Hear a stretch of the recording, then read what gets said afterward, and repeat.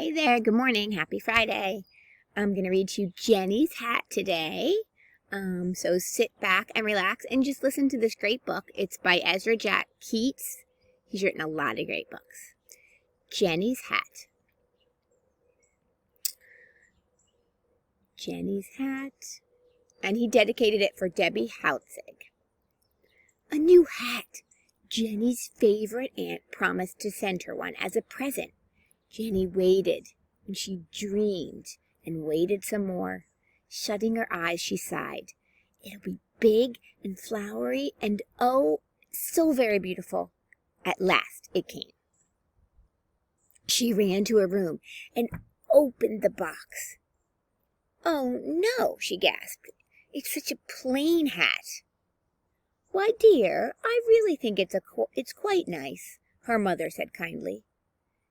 Jennie blinked back her tears, and she put the hat under her bed. Then she put on a straw basket to see what sort of hat it would make. Then she drew pictures. Achoo! She sneezed. Bless you, dear, called her mother. And what are you doing? I'm drawing a caterpillar, answered Jennie. Oh, dear, sighed her mother. I see.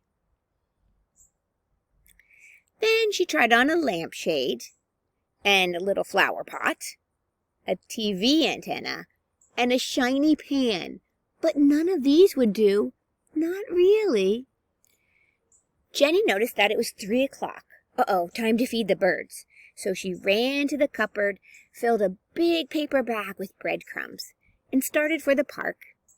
The birds expected her. Every Saturday afternoon, she went to the very same spot to scatter the crumbs.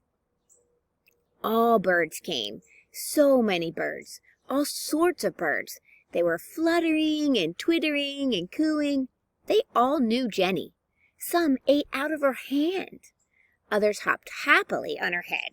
Soon, every last crumb was gone. And away they flew. For a while, Jennie forgot all about her new hat. But walking home, Jennie remembered and wished out loud. Oh, I wish my new hat were just a little fancier, she said. The next morning, Jennie got up early and she peeped out the window. What lovely hats she saw! Later, she went to church with her father, mother, and friends. All around her hats appeared, like flowers in a garden. As they left the church, Jennie saw some birds, and more birds. Were they following her? They fluttered down to her plain hat. They were carrying red and violet flowers, and leaves, colored eggs, and a paper fan. They added a picture of swans on a quiet lake, and some big and yellow roses, and 2 big and green-orange leaves, and some paper flowers, more real flowers, and a pink valentine. Then all the birds swooped down together, flapping and fluttering all around Jennie's new hat. Suddenly, they all flew away. On Jennie's head sat the most beautiful hat, and at the very top was a nest of chirping young birds.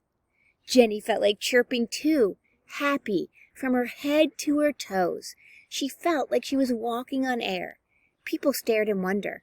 Behind her flew the birds, watchful and proud.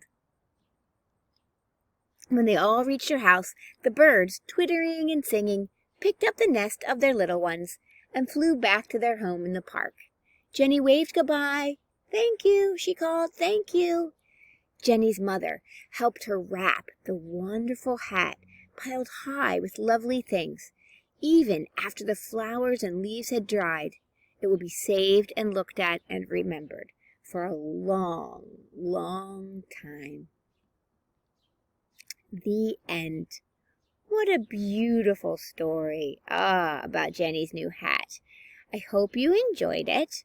And I can't wait to read to you very, very soon. And have a great day. And keep on reading, okay?